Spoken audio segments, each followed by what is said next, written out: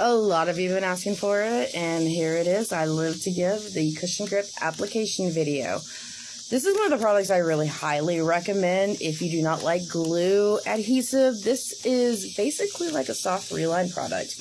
Before applying it, you want to make sure that your dentures are bone dry. So I just take a little rag and wipe the surface of them completely just to make sure they are dry so this product can stick.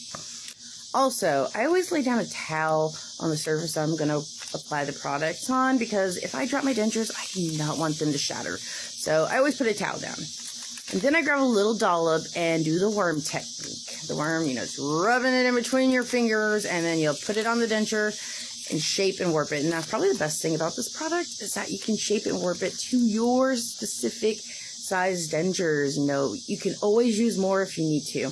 I try to keep mine towards the middle of my dentures, like right in the center, and then I'll work my way somewhat to the edges, but I try to avoid going too far because this product does expand as it cures, so I try to keep it towards the center. Now for the upper dentures, I get a little bit bigger of a dollop and do the same worm technique. I will start to stretch it out and just work the product so it's easier to apply.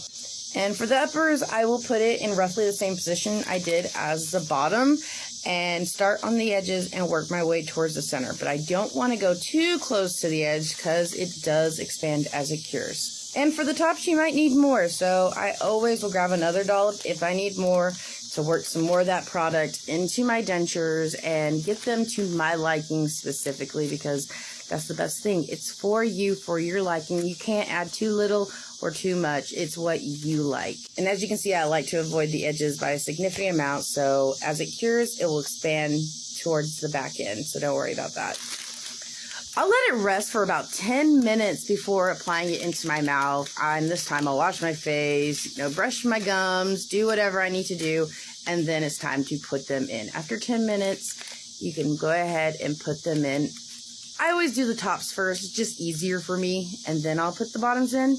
And then I'll give them a nice little bite down. That's it. I won't have to do another application for another 3 to 4 weeks.